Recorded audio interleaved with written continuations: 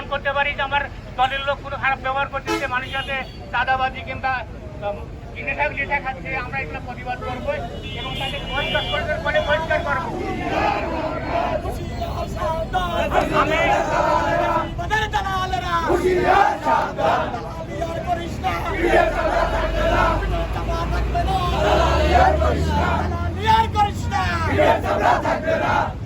আমি আপনাদের মাধ্যমে আমার ভারপ্রাপ্ত চেয়ারম্যান জনাব তারেক রহমান এবং আমাদের কেন্দ্রীয় যারা নেতৃবৃন্দ আছেন, জেলা শাখার নেতৃবৃন্দ আছেন, তাদেরকে আমি আহ্বান করবো এই প্রত্যাহারের অতি সত্ত্ব তুলে নেওয়ার জন্য।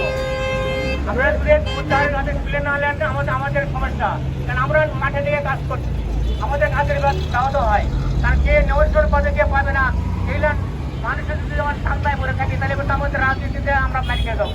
তারপরে আমি চাই এই আদেশ প্রত্যাহার করে নিয়ে প্রতিবন্ধক আমাদেরকে সুস্থ করে দিয়ে আমরা যাতে আমাদের চলতে পারি।